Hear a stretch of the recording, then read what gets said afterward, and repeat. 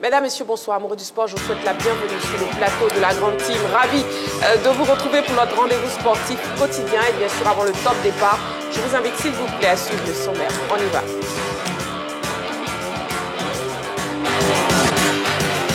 Au sommaire de ce numéro de la grande team, LGT News.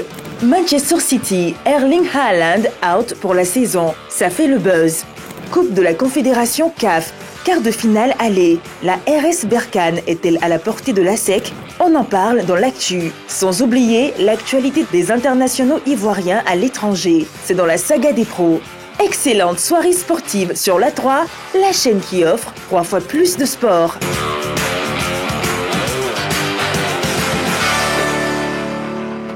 Nous sommes donc en direct sur la 3, la question LGT donc de ce soir, Coupe de la Confédération CAF, quart de finale aller, la RS Berkane est-elle à la portée de l'ASEC? Voilà. Et pour cette émission, nous aurons donc Roger Stéphane, bonsoir, Saint-Séverin, bonsoir. Bonsoir Marie-Christine. Roger Stéphane, je vous ai dit bonsoir. Oui, mais vous avez enchaîné, j'ai pas eu le temps, bonsoir. Marie-Christine. Très bien. Saint-Séverin, bonsoir. Bonsoir Marie-Christine. Jean-Philippe, bonsoir. Bonsoir Marie-Christine.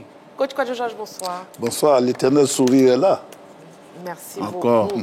Et puis nous avons un invité, un habitué de la grande team, Dr Kanemetou, bonsoir. Bonsoir Marie-Christine. Responsable communication et marketing du Sénaco. C'est bien ça.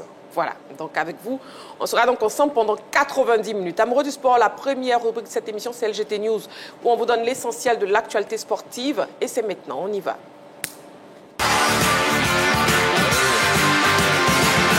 LGT News. Lutte pour démarrer les news. 2 cadres fédéraux formés au Maroc.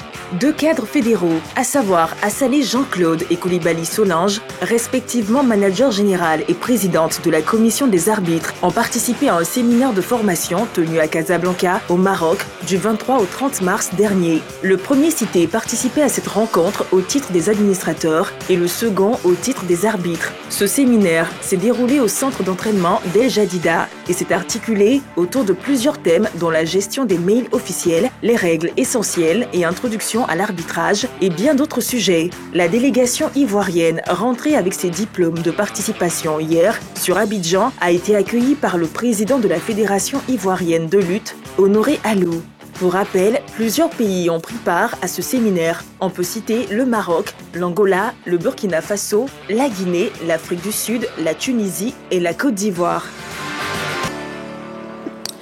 Allez, le débrief des news, c'est maintenant. On commence avec vous, Saint-Séverin, on parle de lutte.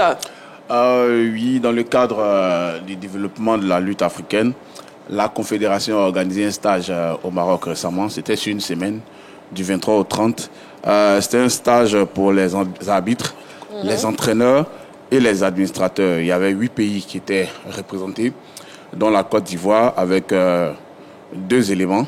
Assalé Jean-Claude, qui est le manager général de la fédération, et puis Koulibaly Solange. Alors, il faut dire que la formation au niveau des entraîneurs a porté sur l'élaboration et le suivi d'un plan, la gestion du poids et de la mentalité de l'athlète. Il y a eu de la pratique avec 8 entraîneurs en salle de sport et des évaluations. Et puis, pour les arbitres, il y a eu les règles essentielles et l'introduction à l'arbitrage, l'analyse des fautes et gestion des compétitions. Alors, beaucoup de personnes s'interrogent. Pourquoi la fédération de lutte au Maroc? Il faut savoir que la Côte d'Ivoire est l'une des places fortes de la lutte gréco-romaine. Pas la lutte traditionnelle qu'on voit notamment au Sénégal et au Niger. Okay. C'est vrai qu'ici on la pratique, mais pas à une grande échelle. Voilà. Et la Côte d'Ivoire, en 2024, c'est une médaille d'or et une médaille d'argent au tournoi de Sénon en France. C'est 2 médailles d'argent aux Jeux africains à Accra. On l'a tous vu avec notamment Ami Youin et Bakayoko Céline. C'est 2 médailles de bronze au championnat d'Afrique olympique. Ça veut dire que la Côte d'Ivoire est quand même une grande nation de lutte. Et puis c'est une médaille d'or, une médaille d'argent au championnat d'Afrique de lutte à la plage, beach wrestling. Stéphane, je ne comprends pas anglais. Voilà. Donc, en tout, la Côte d'Ivoire a obtenu en 2024 12 médailles. Donc, ça veut dire qu'aujourd'hui, les pratiquants et les formateurs doivent être à un certain niveau, surtout dans l'optique des Jeux Olympiques de 2028. La Côte d'Ivoire n'a pas réussi à être à Paris, mais pour Los Angeles, le président Alou Honoré est en train de tout faire pour que les lutteurs ivoiriens soient au sommet. D'accord, très bien. Ça, c'est vrai, vous allez bien? Je vais super bien. Parce que franchement, le rythme... Non, je vais super bien. Si on peut un peu accélérer le débit légèrement. Il n'y a pas de problème. Pas comme Roger Stéphane, mais... Quand j'accélère, on dit j'accélère. Quand je fais doucement, on dit je fais doucement. Franchement, d'accord, je fais le niveau médium. Vous allez nous faire dormir si vous restez à ce rythme. Je fais le niveau médium. Voilà, du médium. Jean-Philippe aussi qui part dans du médium. Avec vous, on parle de Carlo Ancelotti. Alors. Allons-y. C'est le 10e jour de la semaine, on va essayer d'avoir un peu plus de tonus. Voilà. Carlo Ancelotti a annoncé du côté de l'Arabie Saoudite. Je l'ai dit déjà tout net, je n'y crois pas. Voilà. Peut-être que c'était un poisson d'avril. Mais c'est l'information qui circule depuis quelques temps sur les réseaux sociaux. Il faut dire que l'Arabie Saoudite avait déjà fait l'expérience d'un entraîneur italien avec Roberto Mancini, l'ancien technicien de Manchester City, qui était parti dans ses valises avec comme l'un de ses assistants Yaya Touré. Ça s'était mal passé. Et ils avaient profité de l'aubaine qu'offrait Hervé Renard avec la fin de son aventure en bleu, mais du côté des dames, pour ramener ce technicien-là qui leur avait permis d'avoir une victoire historique en Coupe du Monde lors de la dernière édition au Qatar face à l'Argentine sur leur première sortie. Il est revenu à la tête de cette équipe nationale et on n'a pas écho que les choses se passent mal pour l'Arabie Saoudite pour l'instant. Et on annonce Carlo Ancelotti. C'est vrai que le technicien italien est très sollicité, mais il avait annoncé lui-même qu'au départ du Real Madrid, il n'avait qu'une seule envie, c'était d'aller s'installer au Canada. C'est vrai que du côté du Brésil, on lui fait également les yeux doux pour être sur le banc de touche de la sélection brésilienne parce que c'est quand même l'entraîneur qui a fait grandir ces dernières saisons les nouvelles pépites du football brésilien, Vinicius, Rodrigo, aujourd'hui Hendrick, sans oublier le défenseur central Militao de cette formation du Real Madrid. Donc avec cette pléiade de joueurs brésiliens sous ses ordres, les Brésiliens espèrent qu'il va tout simplement faire une pige avec eux, ce qui n'est pas encore... je dirais, entendu de son côté.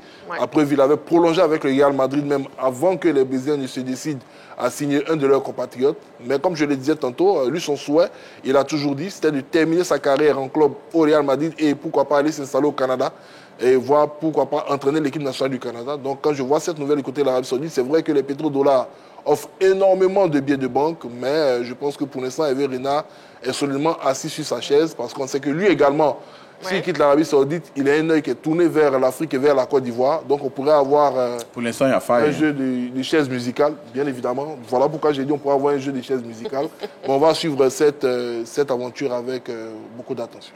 D'accord, mais en tout cas, vous n'y croyez pas? Non, je n'y crois pas. Très bien.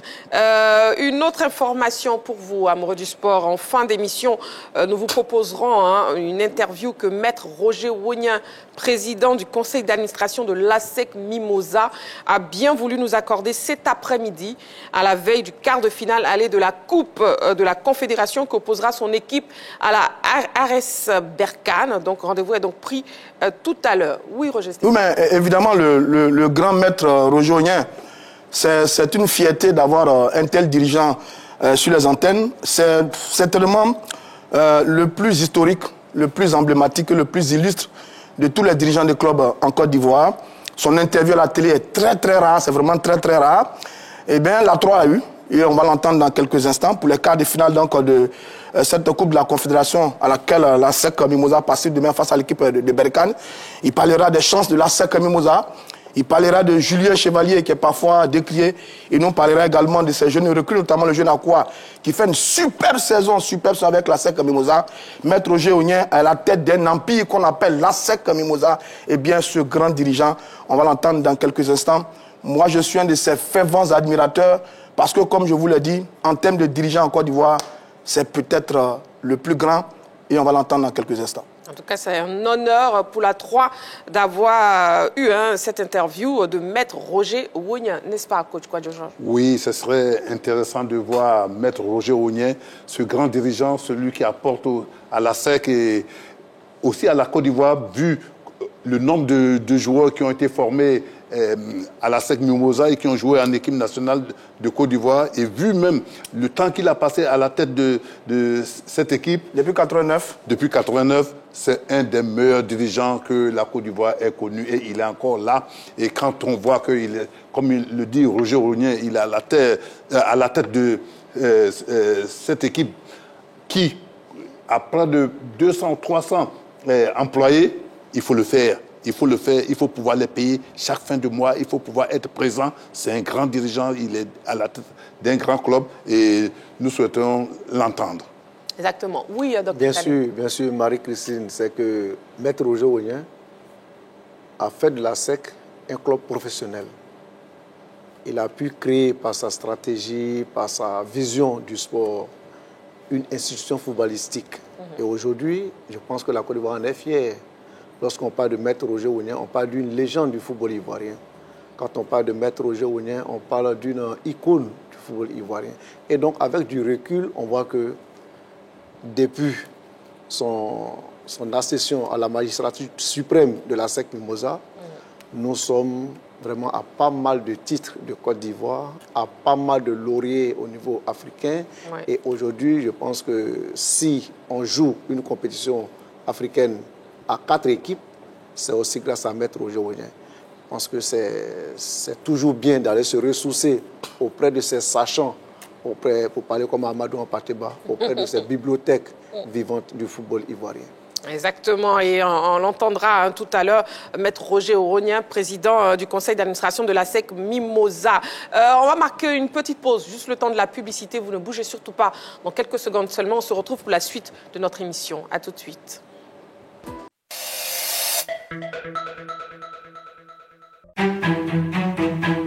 Bonjour, bonsoir. Oyez, oyez. Oyez. Suivez-nous. Merci Brice-Arnaud de te mettre derrière moi. Le monsieur, il est un gabarit. Hein. Appelez-moi des demandes de déclencheur du feu.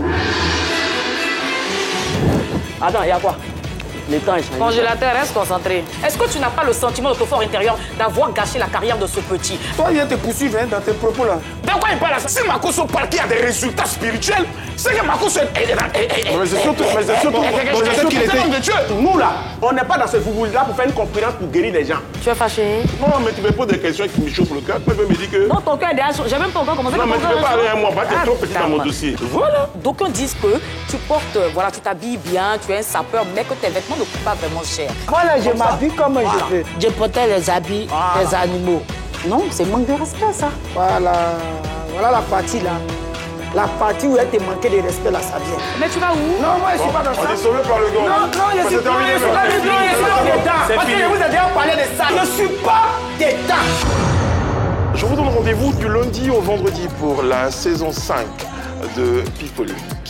Avec Mazeux Team, nous allons vous offrir des moments exceptionnels, une expérience à vivre absolument. Retrouvez Pipolémique, l'émission numéro 1 sur la polémique, du lundi au vendredi à partir de 13h30. PPLK, le numéro 1 sur la polémique.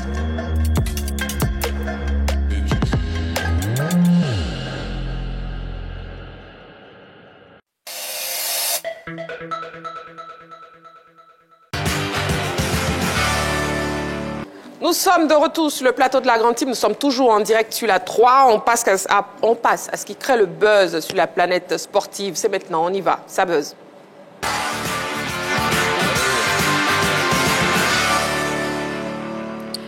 Haaland pourrait déclarer forfait pour le reste de la saison en raison d'une sérieuse blessure contractée dimanche dernier. Alors, la durée d'indisponibilité de Erling Haaland n'est pas encore définie, hein, vu qu'il doit rencontrer un spécialiste. Mais quand même, est-ce que City a des raisons de s'inquiéter? Coach Georges? Oui, City a raison de s'inquiéter parce que quand même c'est le buteur maison de cette équipe. Et puis, je crois qu'il a déjà prolongé aussi son contrat. C'est un joueur clé de cette équipe. Donc, il y a des raisons que Guardiola s'inquiète. Oui, Saint-Séverin. Des raisons de s'inquiéter, oui. C'est le meilleur buteur de l'équipe. C'est l'un des joueurs en forme. Sur une équipe de 11 joueurs où il n'y a que 2-3 en forme, Erling Haaland est celui qui est le plus en forme. Phil Foden, le meilleur joueur de la saison écoulée, est en baisse de régime. Donc oui, quand un joueur est décisif 34 fois sur 40, ça veut dire que c'est le meilleur joueur de l'effectif. Aujourd'hui, c'est vrai, il est épaulé par l'Égyptien Omar Marmouche, mais que va être City sans Erling Haaland en ce moment de la saison?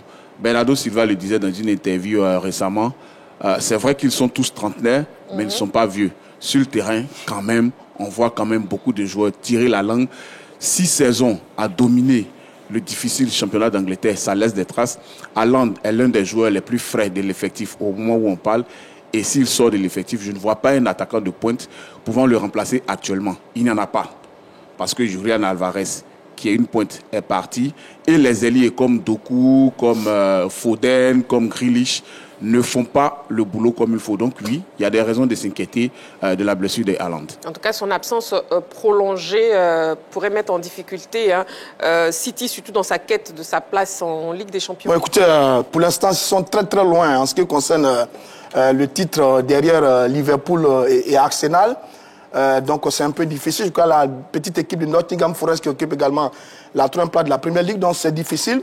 Je pense à l'ensemble de la saison de Manchester City cette année quand même. Vraiment une saison terrible. Au sorti de l'affaire Ballon d'Or, ils ont enchaîné une série de mauvaises performances depuis très longtemps qui ont fait qu'ils ont été décalés aussi bien en Ligue des Champions et pour la Première Ligue.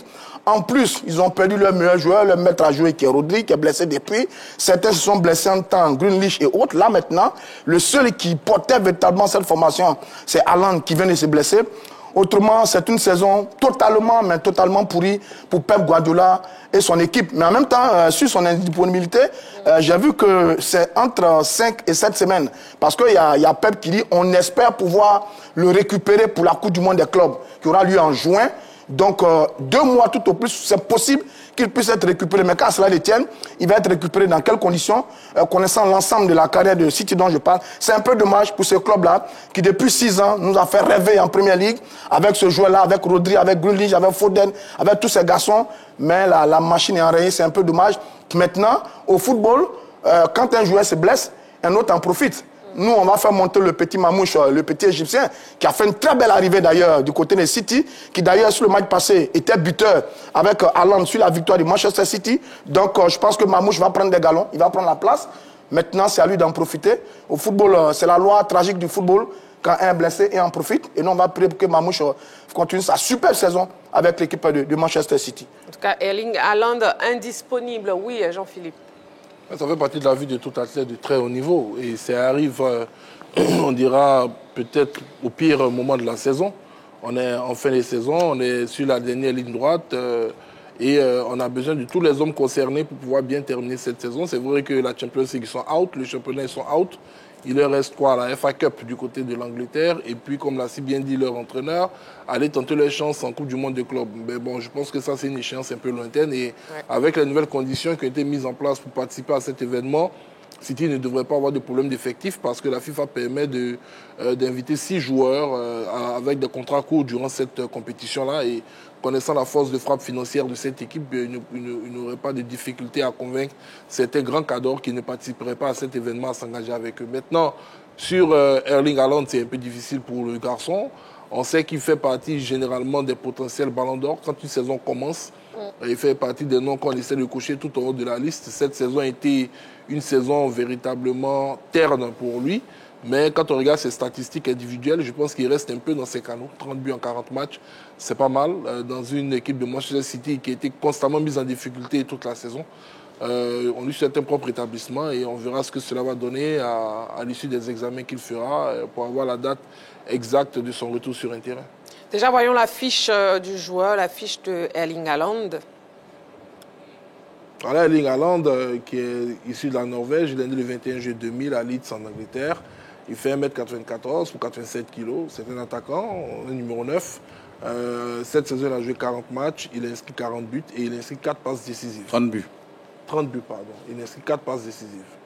Docteur Kané, que vous inspirent déjà les statistiques de oui, mais ça, c'est des statistiques de dinosaures quand même. Parce que là, sur une saison, avoir une telle performance, je crois qu'il doit être dévancé à peu près par l'Égyptien L'Égyptien Mo Salah. Mais c'est quand même, il est phénoménal. Moi, j'ai toujours du plaisir à le regarder parce que avec lui, les défenseurs sont comme des poussins en quelque sorte devant l'aigle. Parce qu'il marque aussi bien de la tête que des pieds. Et donc, c'est un joueur complet, combatif, et qui sait faire parler son physique et quand il le faut. Et vous l'avez dit, vous prenez plaisir à le regarder. Justement, nous, on va prendre plaisir à revoir une séquence de buts de Erling Haaland.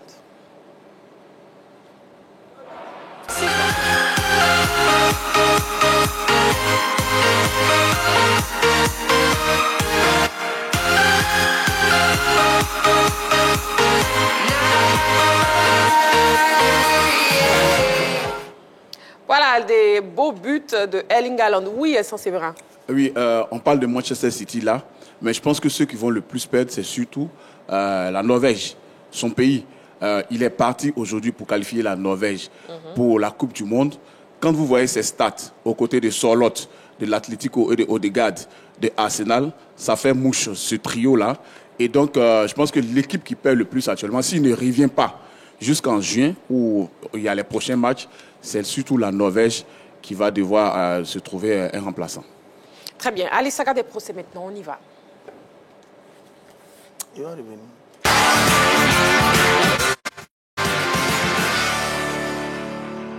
Des nouvelles de nos pachydermes, week-end assez prolifique pour les Ivoiriens dans les championnats respectifs. Déjà plus de détails avec cette vidéo de la rédaction. On regarde. Lazare Amani, du côté de la Belgique, peut lui aussi se féliciter d'avoir inscrit son deuxième but sous ses nouvelles couleurs lors du match nul de partout enregistré par le Standard face à Mechelen. Une réalisation de toute beauté. En Ligue 1 de France, Guéladoué a participé à la fête avec Strasbourg qui a battu Lyon 4-2. Le latéral droit ivoirien a été passeur sur le deuxième but strasbourgeois. À noter également le bon comportement de Wilfried Singo avec Monaco durant son duel contre ses coéquipiers en sélection. Evan Guessant et Jérémy Boga, tous deux de l'OGC Nice. Titulaire dans son couloir droit, il a été costaud tout au long de la partie. Malgré l'ouverture du score de Boga, Monaco s'est imposé 2-1. La Ligue 2 française n'a plus de secret. À noter que Jean-Philippe Bamin, auteur de son premier but avec le FC Zurich en Suisse, a contribué au succès des siens 2-1 sur la pelouse de Grasshopper. Remis de son opération au poignet, Benny Traoré a participé à la victoire de Bâle 2-0 devant Winterthur, portant à 8 ses réalisations cette saison. En MLS, Emmanuel Latte continue de performer, lui qui a signé sa 5e réalisation de la saison au cours de la victoire de Atlanta United 4-3 devant New York City. En plus de ce but, il a réalisé sa première passe décisive de l'exercice 2024-2025. Voilà, alors c'est un week-end vraiment prolifique pour nos professionnels, hein, n'est-ce pas, coach Kouadou-Georges? Oui, nos professionnels ont été gâtés, ils ont été servis, ils ont marqué des buts, ça leur donne aussi cette envie de vouloir jouer encore au football, de faire leur métier avec plaisir. Donc nous sommes contents pour eux. Aussi pour notre sélection, parce que s'ils sont heureux, ils sont contents de marquer des buts, de pouvoir encore donner le meilleur d'eux-mêmes en arrivant en sélection, ils vont faire mieux que ça. Oui, Dr Kane. Oui, mais voir des professionnels d'une sélection nationale à un tel niveau de performance, je pense que c'est le sélectionneur qui est le plus heureux.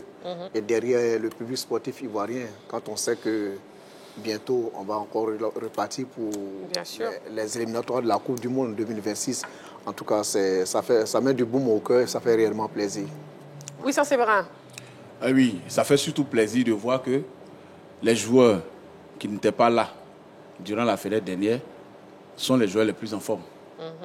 C'est vrai que ça fait tâche, ça fait polémique, mais c'est quand même le moment de dire qu'il faut continuer d'appeler les joueurs en forme du moment. On voit Amani qui a été buteur, on a vu Beignet qui n'a pas pu être là parce que là, lui il était blessé, il revient de blessure. Et puis les défenseurs Sengo et Guela se sont illustrés. Oui, aujourd'hui les joueurs ivoiriens font partie, à un point de vue, des Africains les plus en forme sur le vieux continent. Et ailleurs, d'ailleurs, parce que aux États-Unis aussi, ceux qui sont là-bas s'illustrent. Wilfried Zaha, lui, il a été expulsé de son dernier match, c'est vrai. Mais, ah bon? Oui. Mais Lat a quand même a quand même volé la vedette à tout le monde. Comme si vous ne le saviez pas, Roger Stéphane. Oui, ça se verra, allez-y. Oui, les joueurs ivoiriens qui sont en forme, que la 3 présente chaque fois à la nation, nous voulons les voir sur les listes des éléphants. D'accord, ok. Et puis on a Christian Kwame qui n'avait plus marqué depuis le 21 avril 2024. Match nul entre un pot de corps, mais qu'à cela ne tienne, on est content de le voir parce que lui aussi, ça fait quelques fenêtres, une fenêtre. Crasso est monté en puissance, Guessin est monté en puissance. Là, tu étais là sur notre fenêtre. Bon, Kwame Christian, il faut qu'il brille à nouveau. Bayo. Bayo également était là, a mis un but avec les éléphants. Donc, Kwame Christian a de la concurrence. Il faut qu'il revienne rapidement à son niveau parce que la CAN, c'est bientôt. La Coupe du Monde, c'est après. Il était l'un des patrons de l'équipe des éléphants. Derrière Sébastien Haller, il a perdu cette place.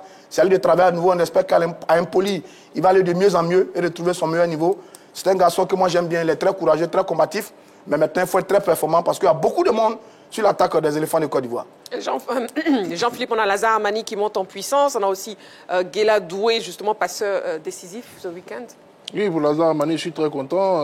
On s'est plaint d'un déficit quand même de variété au niveau de l'axe médian des éléphants durant le dernier regroupement. Il faut dire que dans sa philosophie de jeu, Faye avait beaucoup plus axé son travail sur la division offensive. Dans son milieu de terrain, il s'était contenté à appeler des milieux à caractère défensif, très peu de vision de création.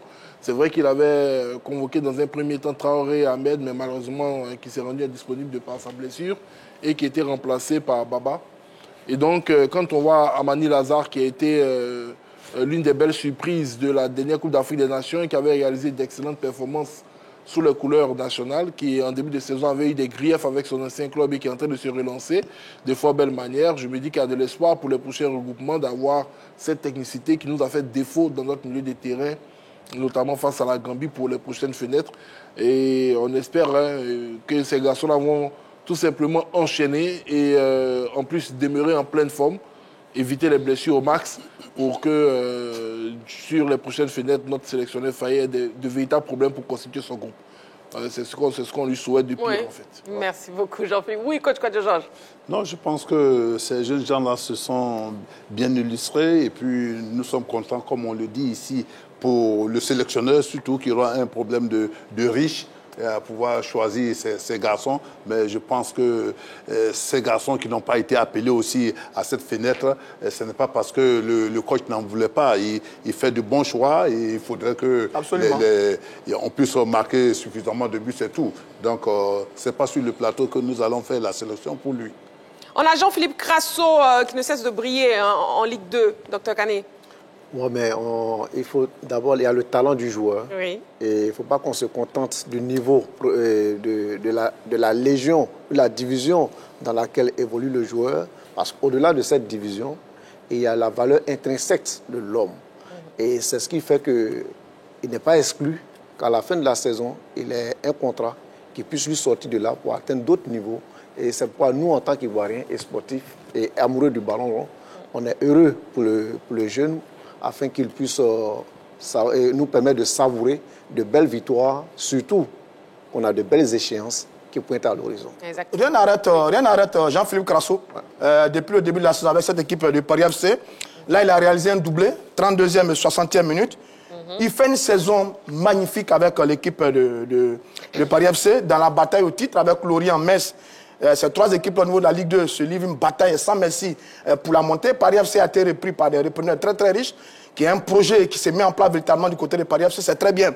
Sur Crasso, la dernière fenêtre des éléphants, que malheureusement la dernière fenêtre a un peu terni cette image, mais qu'à cela ne tienne, il fait une très très grande saison, 27 matchs, 15 buts, 5 passes décisives pour notre Crasso à son pied gauche. Moi, j'adore ce garçon. Je parlais tout à l'heure des héritiers qui ont pris un peu la place de Kwame Christian dans cette attaque des éléphants de Côte d'Ivoire. Il en fait partie.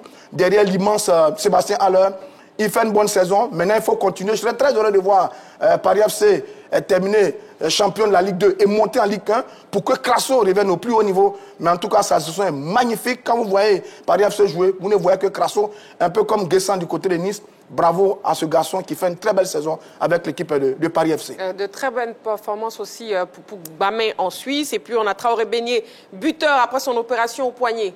Oui, vous évoquez deux joueurs qui jouent en Suisse. Traoré de Bâle l'ancien club de Serretier. Attaquant ou milieu de terrain, capitaine de U23 qui est maintenant avec la sélection A. Il fait une saison d'enfer. Il jouait contre Whitney Tour de son compatriote Doumbia, ancien latéral gauche du Sporting Club de Gagnoa. 8e but de la saison pour un joueur qui est ailier, milieu de terrain. Je pense que ça commence à faire quand même beaucoup et c'est bien pour lui. Le coach Claudio Georges nous le dira. Quand un joueur qui joue à ce poste-là marque ainsi énormément de buts, en plus il fait beaucoup de passes, ça veut dire que c'est un joueur clé et qu'il est en forme. Rassurez-vous, c'est un élément clé de l'effectif de Faye. Il n'a pas pu venir la dernière fois parce qu'il s'est blessé au poignet. Il a été opéré, il est revenu très vite, on voit son bras là. Mais c'est quand même un joueur clé des éléphants aujourd'hui. Parlant de Jean-Philippe Bamin, il fait 1 an où il ne joue qu'une dizaine de matchs. Et là, sur ces 3 derniers matchs, il a été excellent. 2 matchs au sommet avec les éléphants où il a évolué en défense centrale. Ça a fait beaucoup jaser, mais il faut que les gens sachent qu'à Lens, il a été formé en tant que défenseur central. Il a été baladé en tant que milieu défensif et latéral droit, mais son poste de formation, c'est défenseur central. Et donc, il a assuré avec les éléphants. C'est vrai qu'on a gagné petitement 1-0, mais la solidité défensive était au rendez-vous. C'est en partie grâce à Bamin. Il revient en club, il est buteur. La sélection fait du bien. Ça se sent à travers ses prestations. Et nous avons des nouvelles de Karim Konaté. Oui, l'attaquant international ivoirien continue sa rééducation au club. On regarde cet élément. Karim Konaté.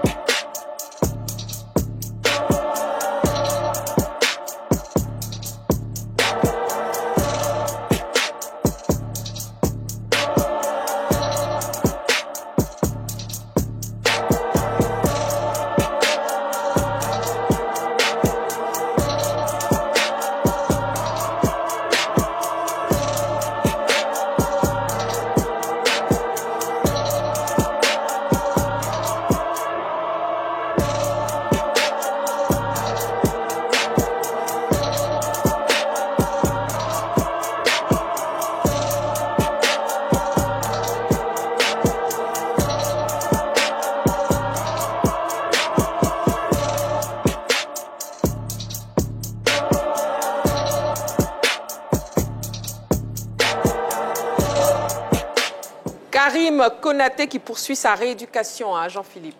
Oui, un garçon pétri de talent, véritable phénomène dans la SEC Mimosa, qui a émerveillé l'Europe, l'Autriche notamment, avec son club de Red Bull Salzbourg.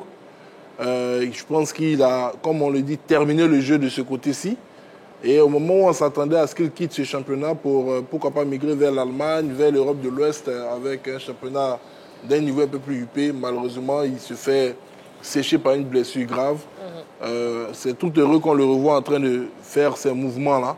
Il fait partie de la nouvelle génération des internationaux ivoiriens, ceux qui vont prendre la relève avec Amad Diallo. Malheureusement pour ces garçons, ils ont connu très tôt dans leur carrière des blessures assez graves. Maintenant, avec l'évolution de la médecine, on espère qu'ils pourront vite se rétablir et revenir je dirais, au meilleur de leur forme pour le bien de la sélection. C'est vrai que lui également fait partie des garçons qui sont un peu descendus dans la hiérarchie des attaquants des éléphants. Juste après la Coupe d'Afrique des Nations, il n'a pas réussi à enchaîner de bonnes performances. Mais je pense que s'il revient et qu'il réalise de belles choses, le sélectionneur devrait regarder également de son côté. J'ai une question pour Claudio Georges. Comme il a été entraîneur, quand on le voit comme ça veut dire qu'il va arriver à la compétition bientôt? Ça veut dire qu'il est prêt?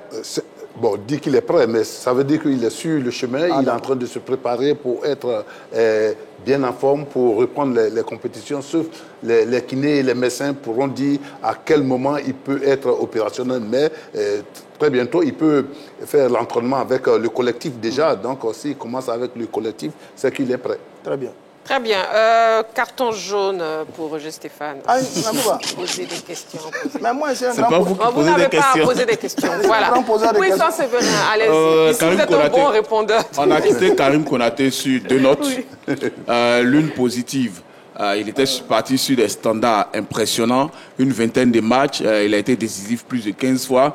En sélection nationale, on l'a vu avec les éléphants faire un doublé face aux Seychelles. C'est vrai que ça date un peu. Mais c'est un garçon qui était revenu en forme, en pleine confiance. Et puis, il y a eu les récompenses pour le trophée de meilleur jeune. On a vu Karim Konaté un peu en colère que le trophée soit parti à Lamine Camara, le Sénégalais, si je ne m'abuse. Et donc, oui, le revoir ainsi, revenir à son meilleur niveau, revenir au milieu de ses partenaires, Néné Dorgelès, Yeo et tous les autres, je pense que ça va faire du bien aux garçons. Surtout avec les échéances qui arrivent pour les éléphants, dont il avait commencé à être quand même un joueur régulier. Très bien. La question LGT de ce soir, Coupe de la Confédération CAF, quart de finale aller. La RS Berkane est-elle à la portée de l'ASEC? C'est tout à l'heure dans l'actu. Et puis une information pour vous, en fin d'émission, nous vous proposerons donc une interview que Maître Roger Ougnin, président du conseil d'administration de l'ASEC Mimosa, a bien voulu nous accorder cet après-midi à la veille justement du quart de finale aller de la Coupe de la Confédération qui opposera son équipe à la RS Berkane. Rendez-vous donc est pris tout à l'heure. On marque une petite pause, le temps de la publicité. On se retrouve dans seulement quelques secondes pour la suite de notre émission. À tout de suite.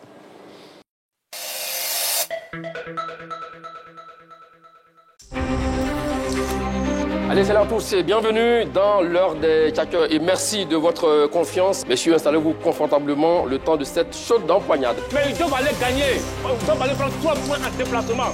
À chaque jour suffit sa peine, monsieur Choilot. C'est ça le football. À la recherche de sensations footballistiques autour d'un débat, ne cherchez plus. L'heure des tchatcheurs, le débat sportif par excellence, déroule le tapis rouge pour des débats encore plus fun. Tu emploies le bon parce qu'il faut les employer. Plus chaud bouillant et plus critique. Quand tu es un compétiteur, tu ne te laisses pas marcher dessus. Je suis désolé. On peut tout me raconter, mais il n'y a pas photo. Sinon, parce que tu es champion d'Afrique, c'est fini, tu es titulaire à part entière. L'heure des tchatcheurs n'a jamais été aussi envoûtante comme cette saison. Monsieur Massagourou, 3 finales. C'est le football. 2 en déplacement, 1 à la maison. Ah donc tu n'aimes pas les finales, monsieur Choilot? Non, c'est parce que ça vous... Mais je pense...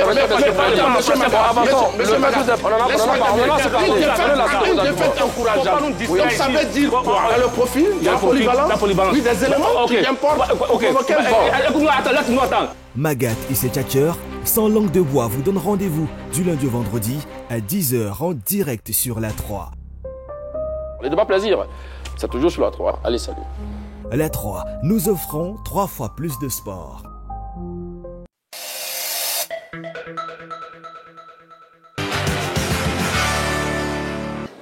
Nous sommes de retour sur le plateau de la Grande Team, toujours en direct sur la 3 et on passe à l'actu. On y va.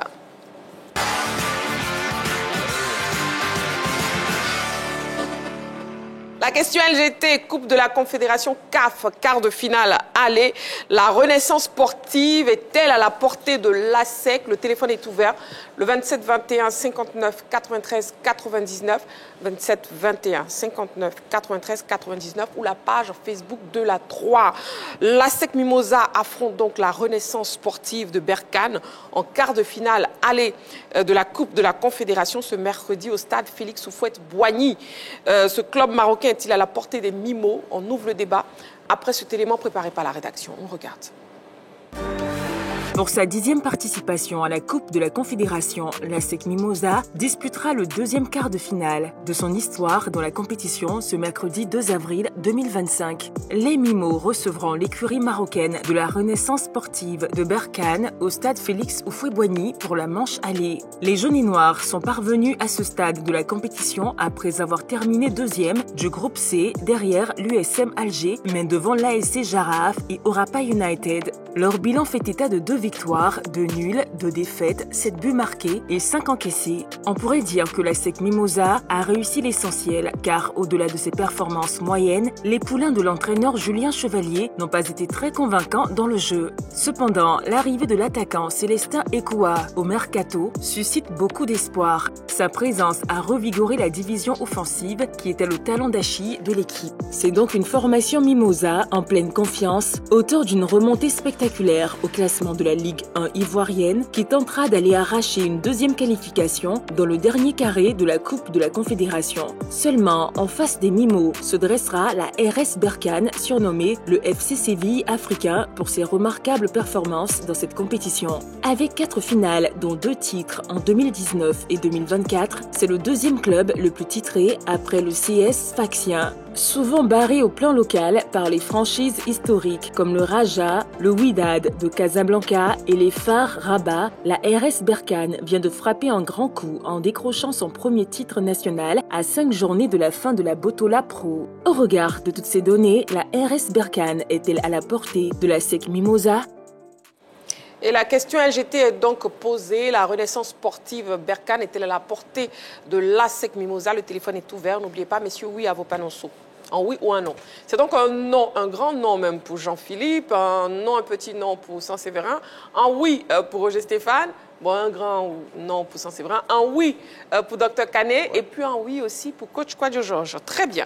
Allez, on part donc pour le tour de table. Dr Kané, on vous écoute, vous pouvez argumenter. Bon, ben, je pense qu'il y a quelques mois en arrière, on était sur le même plateau et la SEC était en méforme. La question actuelle de ce jour-là était un indicateur de cette méforme. Mais aujourd'hui, on est autour de la même table et on réalise que la SEC a fait un bond qualitatif en restructurant quand même sa division offensive, son milieu du terrain et puis sa défense. Et on constate avec réalisme que la SEC d'avant la trêve n'a plus le même visage que la SEC d'après la trêve. Et il faut qu'on se mette d'accord sur la question que on a plus de buts marqués par l'attaque et peu par des défenseurs. Cela signifie que la division offensive est en train de jouer pleinement son rôle. Du coup, en tant qu'actionnaire et en tant qu'observateur aussi du football ivoirien et africain, je réalise que la SEC a de belles chances de se faire la renaissance sportive de Berkane demain sur le coup de 18 heures. Et nous avons foi. C'est pourquoi nous disons à tous, aux actionnaires, non seulement aux actionnaires, mais au public sportif ivoirien, d'être présent demain au stade pour pousser l'équipe à se surpasser, à se dépasser et à prendre cette victoire avant le match retour. Très bien. Donc, Dr Kané, la renaissance sportive est à la portée de l'ASEC Mimosa. Coach Kwadjo Georges. Oui, il faut dire que cette équipe de l'ASEC, au début du championnat, avait quand même un visage un peu, je ne dirais pas décevant, mais un visage un peu difficile à accepter. Et du coup, on a vu un recrutement qui a été fait. Et ceci a changé la division offensive. Et à partir de cet instant, on a vu que la SEC était devenue une équipe beaucoup plus compacte, qui jouait beaucoup plus rapidement. J'ai été voir 2 de leurs matchs et ça m'a surpris agréablement. Et dire que cette équipe va jouer contre Berkane, la renaissance sportive de Berkane, je dis oui que déjà en 2022, ils ont fait 2 matchs. La SEC a battu cette équipe ici 3-1 et la SEC a été battue là-bas 1-0. Sur leur confrontation directe, c'est 2 matchs à égalité. C'est-à-dire qu'une victoire pour chacune des équipes. Et voir cette équipe de la SEC encore bomber un peu la poitrine en cette fin de championnat, cette équipe de la SEC a 46 points contre 47 pour le Stade et 48 pour la FAD. La SEC qui était dans les profondeurs vers le début du championnat. Je dis que cette équipe de la SEC quand même inspire une grande confiance pour aller gagner ce match. Donc pour moi, la SEC peut gagner ce match. Il va gagner ce match. Très bien. Nous avons un appelant, M. Zorobi. Il nous appelle de Oumé. Bonsoir, M. Zorobi. Bonsoir, Christine. Bienvenue sur le plateau de la Grande Team, M. Zorobi. Je suis sur le plateau, mon ami, c'est pas. D'accord. On vous écoute. Coupe de la Confédération CAF, quart de finale aller. La Renaissance sportive est-elle à la portée de la SEC? Bien sûr, madame, maman, c'est possible. Vous savez, bon, c'est un peu difficile de jouer avec l'équipe marocaine. Oui. On les connaît, mais vraiment, dans ce temps-ci, la fois a commencé le football. Oui. Voilà. C'est une implication de à 2 heures aujourd'hui. Je pense que ça va. Et à ça, je vois l'équipe de Boulé, la confiance. Parce que la Coupe de la Confédération fait pas de l'autre. Nous-mêmes, la lutte des acteurs, mais ça fait pas de l'autre équipe. Voilà. C'est pas seulement le championnat, mais seulement la Coupe de la Confédération est partie de notre passion. Donc, vraiment, demain, tout à l'heure, nous allons gagner 3-0. D'accord, 3-0 pour la SEC. C'est bien noté. C'est bien noté. Merci beaucoup, M. Zorobi. Voilà, M. Zorobi qui nous appelait donc de Oumé, Coupe de la Confédération CAF, quart de finale. Allez, la Renaissance sportive était à la portée de la SEC. Oui, c'est un non pour Jean-Philippe. La question que je me pose, la question est très simple. Il est évident que le niveau local de la SEC s'est amélioré, mais est-ce que cela serait suffisant face aux champions du Maroc? Voici la question que je me pose. Parce que Berkane n'a pas d'égal sur le plan local. La SEC a beau améliorer ses statistiques, le jeu a beau s'améliorer, mais le championnat du Maroc, c'est un championnat de très haut niveau. Berkane, qui pour la première fois de son histoire parvient à être championne de ce pays, et je crois même en étant invaincu jusqu'au titre, ça prouve que c'est une grosse machine face à laquelle la SEC va devoir se frotter. Berkane nourrit de grandes ambitions sur la scène continentale. Personnellement, je ne sais pas, puisque la SEC n'a pas communiqué sur ses ambitions dans cette compétition en début de saison. Je ne sais pas si ça fait partie des priorités absolues du club jaune et noir, mais l'appétit venant en mangeant, il est évident qu'ils ne vont pas aller sur ces terrains-là demain en se disant que si ça s'arrête là, ils auraient fait quand même une belle campagne. Je pense que pour la SEC aujourd'hui, après avoir participé à plusieurs éditions de cette Coupe de la Confédération, en y étant, ils espèrent aller jusqu'au bout et pourquoi pas revenir avec le trophée. Mais je pense que les motivations ne seront pas les mêmes. Ça, c'est mon avis. Et je pense que la marche de l'équipe de Berkane est assez haute. Demain, il peut se passer, je dirais, quelque chose d'inattendu. La victoire de la SEC Mimosa. Ce serait inattendu parce que si on regarde tous les sites de bookmakers, tous les observateurs du football africain et qu'on leur demande en majorité comment est-ce qu'ils voient cette rencontre demain, je pense que la majorité parierait facilement sur l'équipe de Berkane. Donc la surprise serait de voir la SEC s'imposer. Donc demain c'est possible, ça fait partie des règles du football que la SEC puisse s'imposer. Mais de manière factuelle, si on regarde les forces en présence, je pense que c'est un niveau au-dessus de la SEC et que cette équipe marocaine sait voyager sur, je dirais, ces dernières années. Ils nous ont rappelé ce qui s'est passé en 2022. En 2022, je pense que ce n'était pas les mêmes générations, ce n'étaient pas les mêmes joueurs. C'est vrai que le même entraîneur, il est là. Est-ce qu'aujourd'hui, la SEC peut estimer que la génération de 2022 était moins brillante que celle d'aujourd'hui? Est-ce qu'on peut dire que l'équipe de Berkane de 2022 était plus forte que celle d'aujourd'hui? Je dis non. Donc, il faudrait qu'il y ait beaucoup d'humilité du côté des jaunes et noirs. Et je suis sûr qu'ils en auront. Il faudrait qu'ils aient également beaucoup d'ambition demain face à cette équipe de Berkane pour espérer créer la surprise. Mais de facto, comme ça, j'ai mis non parce que j'estime que le champion du Maroc a plus d'armes que les jaunes et noirs pour ne pas se laisser surprendre au stade Félix Football. D'accord. Sur la page Facebook de la 3, nous avons M. Fabien Ekissi qui nous dit bonsoir Marie-Christine et toute l'équipe de la Grande Team. Bonsoir à vous.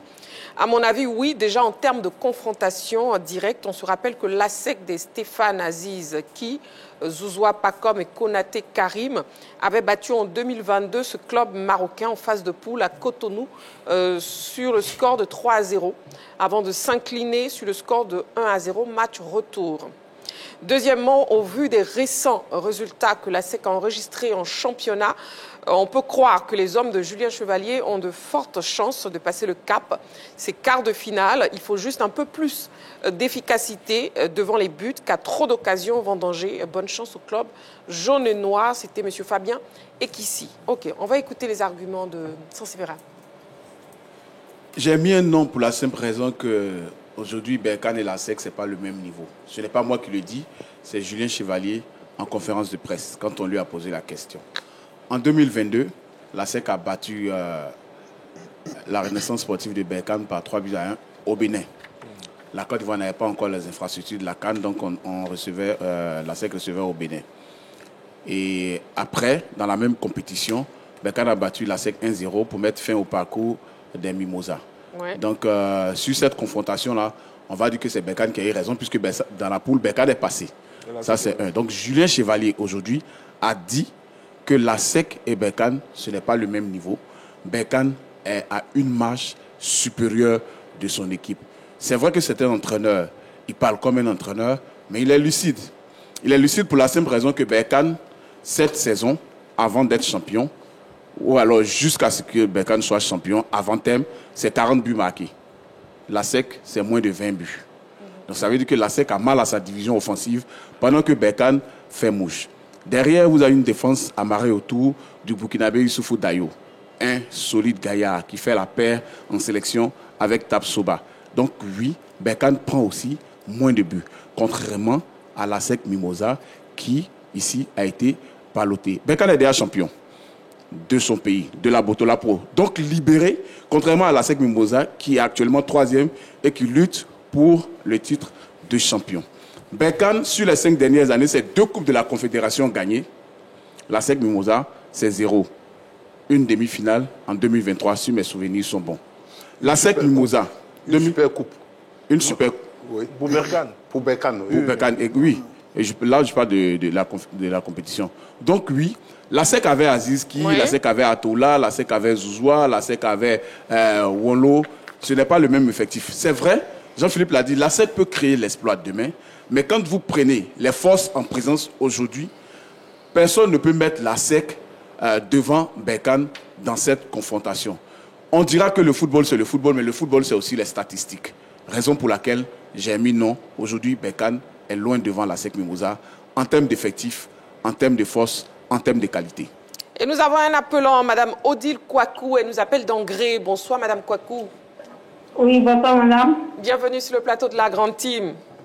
Merci. Bonsoir, les consultants. Bonsoir. Bonsoir. Et on vous écoute. La Renaissance sportive est-elle à la portée de la SEC? Oui. Bon, on se pose que ça ne va marcher ou bien que ça ne va pas. Je pense qu'il doit se concentrer. Il doit se faire l'effort pour le chemin comme attaque a été toujours. Et il n'a pas fait franchement pour arriver au chemin. Moi, déjà, c'est espoir Africa. Africa ne évolue pas. Voilà, à ce qui veut sur Africa, c'est pas bon du tout. Je pense qu'il n'a qu'à arriver à ça. D'accord. Maintenant, la SEC qui doit affronter demain l'équipe marocaine, vous pensez que la SEC peut battre l'équipe, la Renaissance sportive de Berkane? Ok. En tant qu'Ivoirien, on va gagner. D'accord. On va gagner le Maroc. On va gagner. D'accord. Ok. C'est bien noté. Merci à vous. Merci. Je vous aime. Merci. À bientôt. Bonne nuit à vous. Merci. Bonne nuit à vous aussi.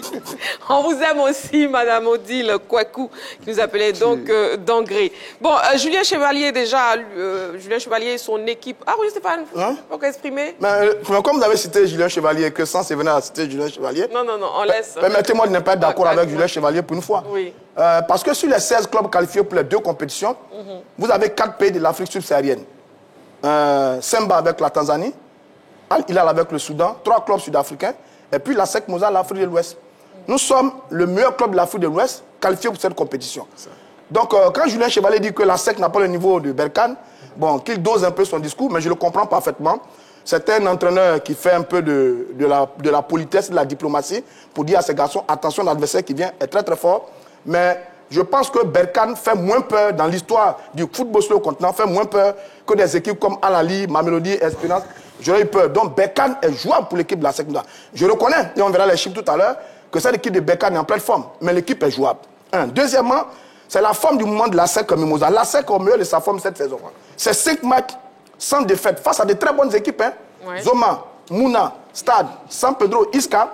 Ça permet à la SEC Mimosa d'avoir fait des matchs intéressants pour faire monter son niveau, pour pouvoir être au mieux de sa forme cette saison, pour affronter cette équipe. La SEC a le moral. La SEC a le moral en ce moment. Et c'est très bien. Il y a quelques journées, la SEC était à 9 points du leader, tel Stade Abidjan. Aujourd'hui, la SEC est revenue à 1 point. Ça donne du moral à une équipe. À 1 point du stade. Le leader, c'est AFA. Donc, à 1 point du Stade Abidjan, qui était à 9 points, ça donne du moral à l'équipe. On suppose que les garçons, en ce moment, sont dans une très bonne dynamique. L'autre élément, c'est que les recrues de la SEC sont en pleine forme. Le petit Ekoué, qui n'arrête pas de marquer. À quoi? Il n'arrête pas de marquer. Célestin. Sur le dernier match, la combinaison est Dosso au centre, en retrait, plat du pied, magnifique.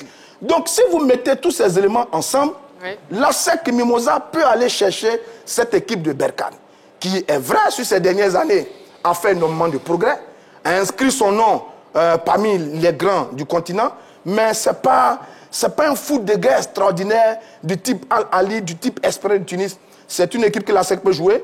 La SEC n'a pas été ridicule en fin de poule face à une équipe qui a quasiment le même niveau que l'équipe de USMA d'Alger. La SEC n'a pas été ridicule.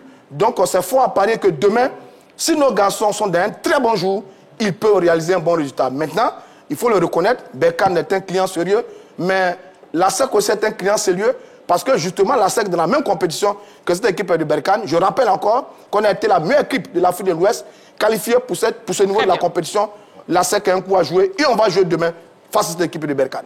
Exactement. Dr Kane, justement, comment devront aborder ce match Julien Chevalier et son équipe? Mais il faut l'aborder avec sérénité. Avec sérénité. Avec sérénité. Parce que même quand j'écoute Oroya, lorsqu'il parle de 2022, on n'a pas Konaté Karim, on n'a pas Zouzoua Pakom. Mais cette équipe de Zouzoua Pakom, de Konaté Karim, de Aziz Ki, n'a pas pu franchir le cap des phases de poule. La SEC en phase de poule a passé la phase de poule et la SEC en quart de finale. Ça veut dire quoi? Ça veut dire qu'à ce niveau de la compétition, quel que soit le client qui se présente, il faut sortir le jeu. Ouais. Donc la SEC va aborder cette rencontre demain avec toute la plénitude de sa santé, avec l'esprit qui va avec. Et on verra sur le coup de 18 heures, nous ferons la différence. Parce que le discours que tient le coach Julien Chevalier, c'est de bonne guerre. Ouais. C'est de bonne guerre. Même quand vous écoutez les conférences de presse des coachs de grands clubs européens, avant match, on voit que c'est la même politesse qu'on voue à l'adversaire. Et pourtant, après, qu'est-ce qui se passe? Mais la réalité de la pelouse est là. La SEC est en grande forme. Nous, en tant qu'actionnaires, on y croit et on est dans cette dynamique depuis la reprise et on en est fiers. C'est pourquoi on ne manque pas d'énergie et on ne manque pas de mots pour demander aux actionnaires et au public sportif de venir. Parce que c'est le club, aujourd'hui, au-delà de la couleur jaune et noire, qui porte les couleurs orange, blanc et vert sur la scène continentale. Et au-delà, comme le disait le frère Roger Stéphane, c'est le club qui représente la sous-région ouest-africaine en compétition. Ce n'est pas n'importe quoi. Je vous ai dit ici, à mon dernier passage, que nous parlons de la SEC Mimosa. Nous ne parlons pas de n'importe quel club, une institution, une légende footballistique. C'est vrai qu'on parle de statistiques, on parle d'archives. Laissons les archives à l'histoire. Demain, c'est demain. Demain, c'est demain. L'entraîneur de la SEC Mimosa, justement, Julien Chevalier, et celui de la Renaissance sportive Berkane se sont exprimés aujourd'hui en conférence de presse d'avant-match. On écoute. Non, motivé parce que c'est un match qui va être passionnant. C'est un sacré défi, c'est tout. C'est comme ça qu'on peut le résumer. Donc, dans ces moments-là, on sait ce qui se présente en face de nous et on sait qu'on va devoir faire un exploit. Donc, c'est plutôt facile à installer et à préparer. Comme tu as dit, c'est un adversaire d'un niveau très élevé, qui est sur une saison fantastique de son côté. Moi, j'étais, allez, je vais vous dire, entre les deux, mais un peu inquiet quand je vois le niveau de l'adversaire, parce que c'est une équipe qui a perdu un seul match cette saison, qu'il a perdu en octobre, quand c'était le début de sa compétition en championnat. Depuis, elle a fait 16 victoires et 4 matchs nuls en championnat. 5 victoires et 1 nul en Coupe d'Afrique. Après, il y a la Coupe du Trône où j'ai moins détaillé ces choses-là. Mais ça montre le niveau qui est énorme. Quand on est dans la Ligue des Champions, on s'attend à affronter ce type d'adversaire, en fait. Quand on est en Coupe CAF, souvent, on voit des équipes qui sont 2e, 3e de leur championnat. on est tombé sur le seul leader de son championnat, avec en plus, comme je vous dis, un parcours impressionnant. Donc c'est très vite installé. On les a rencontrés, j'entendais, on les a rencontrés en 2021, je crois, ou 2022, dans la deuxième partie de saison, à une époque où c'est un club qui était 6e de son championnat pendant 2-3 ans. Et cette année, on les retrouve leader incontesté avec 15 points d'avance. Mais, je vous dis, je suis rassuré depuis que j'ai écouté la radio sur la route, parce que les bouchons nous ont ralenti, on a eu du temps. Et les journalistes locaux avaient comparé le championnat de Côte d'Ivoire avec la Botola Pro, et en disant qu'en fait, ils étaient en avance, parce que le championnat ici est plus difficile pour nous. Il y a plus d'adversité, donc ça montre que peut-être on peut être supérieur à eux, mais je pense que sur le papier, les choses sont très bien installées. Là, oui, ça va se jouer sur 2 matchs, mais on reste en Afrique sur des matchs à domicile et à l'extérieur qui ont plus d'importance que dans d'autres situations. Donc celui-là, il est très important parce que c'est notre match à domicile et c'est le premier de la série de 2. Des fois, on a géré les choses en allant chercher un résultat à l'extérieur en espérant après faire la différence à la maison. Là, le meilleur scénario, ça serait de faire un gros écart sur le match aller, parce qu'on sait que le contexte au Maroc et à Berkane en particulier est toujours très difficile. On l'a connu sur la saison que j'évoquais tout à l'heure. Donc si on pouvait avoir la chance de creuser énormément l'écart et d'être à l'abri avant le match retour, ça serait le scénario idéal, mais il va falloir faire sur le terrain tout ce qu'on peut pour écrire le meilleur scénario possible. On aimerait bien gagner, sincèrement, on aimerait bien gagner. Négocier le match, c'est bien évidemment essayer de marquer et essayer de ne pas encaisser. Voilà. Mais n'oublions pas que la SEC a joué l'année dernière la Champions League. En ce moment, pendant l'année dernière, ils jouent les quarts de finale contre l'Espérance. Ils sont éliminés par tir au but. C'est une autre compétition, un autre adversaire pour eux. Mais je pense que c'est la même chose, parce que tu joues contre des équipes africaines qui ont beaucoup d'histoire et beaucoup de titres. Donc c'est un match qui va se jouer entre 2 équipes qui appartiennent à 2 pays différents, 2 footballs différents. Et le public sportif ivoirien s'est aussi exprimé sur la question LGT. On l'écoute. C'est vrai que je ne connais pas bien ce club, mais je ne doute pas aussi que l'ASEC ne puisse pas venir à bout de ce club, parce que quand même il joue à domicile. Et je crois que l'ASEC a une forte dose d'expérience en la matière. Donc à 55-60%, je donne favori l'ASEC d'Abidjan. Ne confondez pas entre le championnat ivoirien et la Ligue la Confédération. Mais du moment où la SEC a commencé dans la Confédération à éliminer certains clubs qu'on ne croyait pas, je constate que la SEC va faire quelque chose. Et je suis sûr que la SEC va se qualifier. Mais mon pronostic, c'est 2-0 pour la SEC. Mais compte tenu du un peu méforme au niveau du championnat, chaque match a des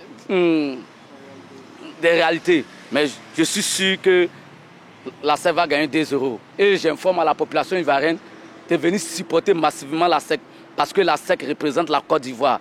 La SEC, c'est un grand club, c'est une grande équipe. Et la SEC joue à domicile, c'est déjà un grand avantage pour la SEC. Et la SEC aussi, c'est un club d'expérience en matière de tout ce qui est compétition africaine. Et que ce soit la Champions League africaine, que ce soit la Coupe de la Confédération, je pense que la SEC a une très grande expérience en matière de compétition africaine. Et je pense qu'avec tout le public que la SEC aura et dans son stade, je pense que la SEC pourra faire la différence. Et ce match, pour moi, est à la portée de la SEC. La SEC d'aujourd'hui est vraiment diminuée. On n'a pas vraiment les joueurs de qualité qu'on avait dans le temps. Pas que je sous-estime la SEC, mais mon pronostic quant à ce match, vraiment, je ne vois vraiment pas la SEC dominer comme on pourrait le croire le club marocain. Et ce que je peux dire aussi, est que vraiment nos joueurs de qualité, lorsqu'ils commencent à éclorer, ils sont immédiatement transférés dans les autres clubs, soit maghrébins, soit européens. On ne les laisse pas le temps vraiment d'éclore même dans leur pays d'origine. Ouais. Mimosa. Coupe de la Confédération CAF, quart de finale aller. La renaissance sportive est-elle à la portée de l'ASEC? C'était donc la question LGT. Allez, le président du conseil d'administration de l'ASEC Mimosa, Maître Roger Ognien, a bien voulu nous accorder donc une interview cet après-midi à la veille du quart de finale aller de la Coupe de Confédération qui opposera son équipe à la renaissance sportive de Berkane. On regarde.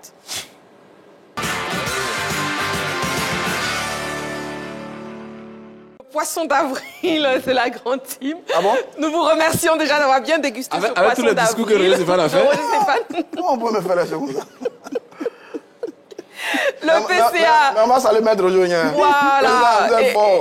Et Maître Roger Ognien, PCA de l'ASEC Mimosa, s'exprimera prochainement dans la grande team. Mais pour l'heure, c'était le gros poisson d'avril. Voilà, parce que nous sommes aujourd'hui le 1er avril 2025. Il y a du jaune dans le poisson, du rouge aussi, du vert. On a compris leur position sur la tue. Hein. Ils ne veulent pas voir la SEC gagner, ces gars-là. Et bonne chance à la SEC pour demain, n'est-ce pas, Dr. Kane? Merci bien. Bonne chance à la SEC Mimosa. Merci. Pour demain, on a un deuxième sujet pour l'actu. Hein. Toujours en direct, oui, Roger Stéphane? Non, tout se passe très très bien. Voilà. On est en train de changer encore sur le fameux poisson d'avril. C'était très très bien. C'était très très bien. Bravo. C'était un très bon poisson d'avril. Ouais. En hommage à un grand monsieur, en tout cas, Maître Roger, un grand monsieur. Voilà, donc c'était le poisson d'avril, Dr. Kane. Oui, mais un poisson qu'on pourrait préparer pour un village, vu sa taille, il est magnifique, ce poisson d'avril. Merci. Allez, le deuxième sujet de l'actu, dernier résultat de la 25e journée de la Ligue 1 et de la 20e journée de la Ligue 2. Donc les derniers matchs de la 25e journée de la Ligue 1 et de la 20e journée de la Ligue 2 se sont joués cet après-midi. Voyons les résultats enregistrés en Ligue 1 et l'incidence au classement. Résultat de la 25e journée, le FC San Pedro a battu les Zinguelés 2-0. Le Stade Abidjan et le COK se sont neutralisés 1-1. Iska s'est incliné face à la SEC Mimosa 1-0. Même score entre le Stella et Boaké FC. Le Boaké FC qui a pris le meilleur sur le Stella 1-0. Zoma FC et FC Mouna 2-2. FC Oza a battu la Sultan Misfor de l'Armée 1-0. Sol FC s'est incliné face au Racing Club d'Abidjan 2-1. Et le Lys de Sassandra s'est incliné face à l'AFAD 1-0. Au niveau du classement, l'AFAD récupère la première place avec 48 points plus 14, suivi du Stade Abidjan qui a 47 points plus 12. Ensuite, l'ASEC Mimosa qui revient à 2 points du leader avec 46 points plus 18. Le FC San Pedro est 4e avec 40 points plus 16. FC Mouna 5e avec 38 points plus 8. Et au bas du classement, on a Korogo qui est 13e avec 29 points moins 6. Oza qui est 14e avec 25 points moins 10. Et les deux derniers sont le Lys de Sassandra 23 points moins 10 et l'Est d'Anguélé 20 points moins 14. Voilà, on a donc l'AFAD qui reprend la tête de la Ligue 1. Coach Kwadjo Georges. Oui, l'AFAD a fait le match parfait qu'il fallait pour pouvoir avoir ce classement, être en tête. Mais c'est le Stade d'Abidjan qui a joué le match qu'il ne fallait pas, c'est-à-dire aller faire 1-1 contre COK de Korogo. Vraiment, j'ai rien contre cette équipe de COK, mais quand on voit l'écart qui existe entre ces deux équipes-là, le Stade devrait aller chercher les 3 points de ce côté-là. Là, ça va être difficile pour la suite, ça va être dur, mais je sais que le Stade aura le moral qu'il faut pour pouvoir revenir et puis ne plus avoir de tels résultats. En tout cas, pour l'instant, l'AFAD reprend la tête. Jean-Philippe. Oui, l'AFAD reprend la tête après un long moment de disette. Il faut dire que les AFADistes avaient réalisé une très belle série en début de saison. Ensuite, c'est rentré dans le ventre mou. Et sur le dernier sprint, ils tiennent quand même. Eux qui ont pensé être décrochés, sont revenus, ils sont à la tête de ce championnat-là. Mais je pense qu'aujourd'hui, tous les bookmakers seraient plus prêts à parier sur la SEC Mimosa qui est 3e que sur l'AFAD ou le Stade d'Abidjan. Parce que contrairement à la SEC Mimosa, ces deux équipes ont trop fait preuve d'une grande instabilité dans leur maintien au niveau de la tête de ce classement-là. Et moi, aujourd'hui, c'est une journée, je vois que l'AFAD est en tête. Est-ce qu'ils pourront enchaîner? C'est ça le gros point d'interrogation. On verra ce que cela va donner dès la prochaine journée. Écoutez, ce championnat est de toute beauté. On adore le suspense qu'il y a en ce moment dans ce championnat. Il y a deux équipes qui font une très belle opération. Il s'agit de l'AFAD qui s'impose face à Iska et qui redevient leader avec 48 points. ASEC, Iska, AFAD, Lys. AFAD, Lys, voilà, qui bat donc Lys 1-0 et qui devient leader avec 48 points. L'AFAD était déjà leader du championnat en début de saison. Après, ils ont connu une période de 8 matchs sans bons résultats. Ils ont perdu cette première place. Ils l'ont retrouvé maintenant, ils sont leaders. Qu'est-ce qu'ils vont en faire? On n'en sait rien. Mais c'est déjà beau de revenir à leur fauteuil de leader. Ça montre que cette équipe de l'AFAD a envie d'y aller, c'est très bien. Deuxième bon résultat, c'est l'équipe de l'ASEC Mimouza qui s'est imposée face à Iska 1-0. L'ASEC reste troisième, mais désormais à 1 point seulement du stade Abidjan. L'ASEC qui il n'y a pas longtemps était à 9 points du stade Abidjan. L'ASEC a 1 point. Très bon résultat de ces deux équipes. Malheureusement, le stade Abidjan commence à nous faire peur parce qu'il y a un enchaînement de mauvais résultats de la part des Bleus Rouges. Les Bleus Rouges que nous tous on avait placés comme champions après la Ligue des Champions. Malheureusement, le stade Abidjan est en train de déconner au mauvais moment. Nous sommes en fin de saison. Le stade Abidjan connaît une passe très très malheureuse. C'est un peu dommage. On espère que les Bleus Rouges vont retrouver de la ressource pour revenir dans la compétition. Ce n'est pas encore perdu. Il reste beaucoup de journées. On verra bien. Mais en l'état actuel des choses, c'est l'ASEC qui fait peur. C'est l'ASEC qui fait peur. Attention aux jaunes noirs. Pour le reste, il y a deux équipes qui sont dans le dur. Lys de Sassandra. Lys de Sassandra, l'AS Denguélé. Et l'AS Denguélé. Attention à ces deux équipes-là. Attention à la Ligue de Guet, ces deux équipes. Ça, c'est vrai. À ces deux équipes. Oui. Non, moi, ce que je retiens, c'est qu'il reste 5 journées et les 3 équipes prétendantes au titre se tiennent à 1 point. 48 points pour l'AFAD, 47 points pour le Stade et 46 points pour l'ASEC Mimouza. L'ASEC est sur une meilleure pente, tout comme l'AFAD. Le Stade d'Abidjan a laissé partir son numéro 10, Corée Jean. N'oubliez pas, un seul aide vous manque et tout est déployé. Depuis son départ, la force offensive du Stade d'Abidjan a baissé.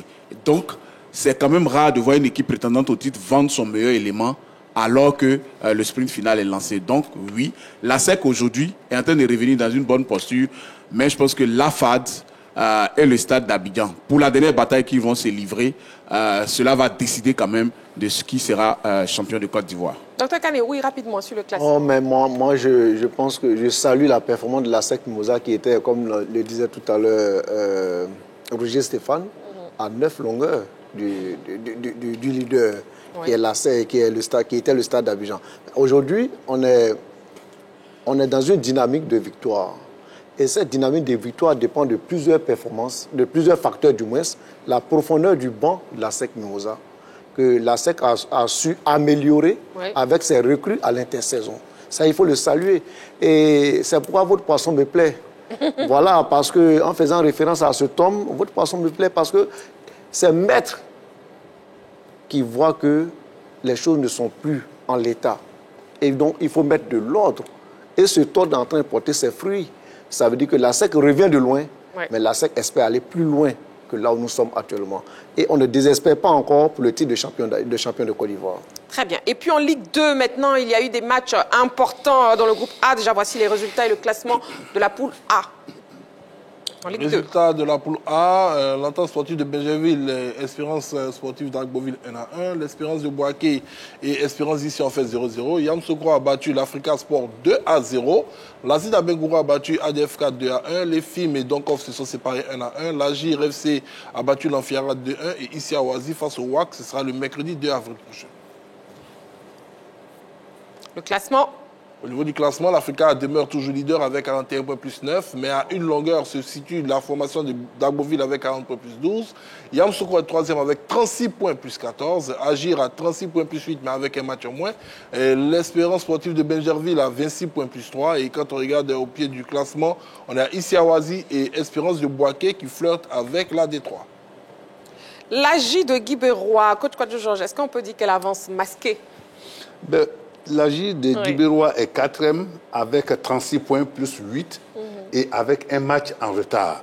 Ça veut dire que si l'AJ de Guibérois gagne son match, cette équipe aura 39 points. C'est bien ça.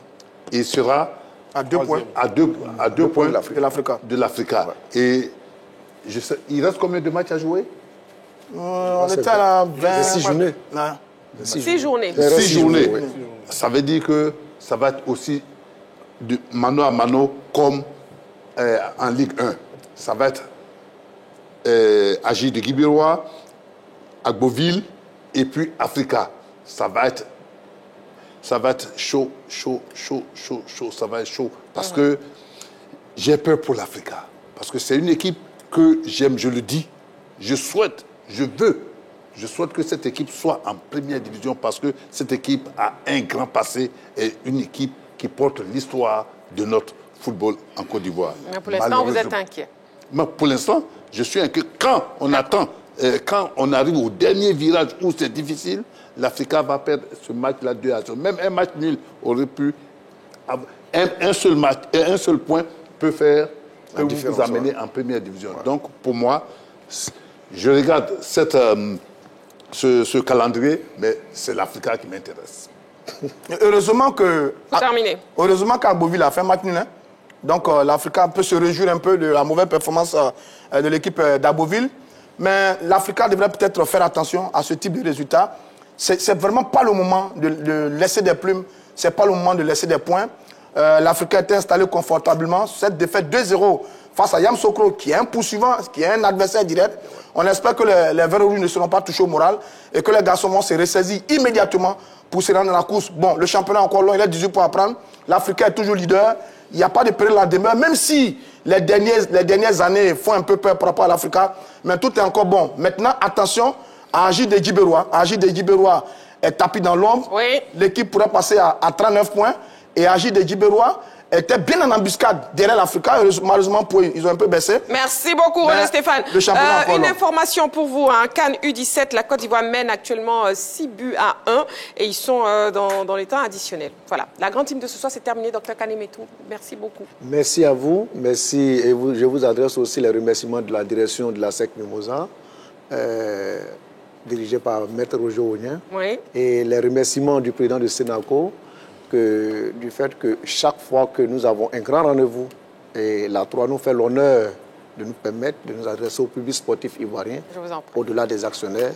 Vraiment, c'est un acte que nous qualifions de citoyen parce que nous défendons le tricolore ivoirien. Merci. Et bonne chance pour demain. Merci beaucoup, messieurs. Coach Marie-Christine, Séverin, Jean-Philippe. Merci, amoureux du sport. Rendez-vous est donc pris demain en direct 20h30. D'ici là, prenez soin de vous. Et n'oubliez pas, faites toujours du sport.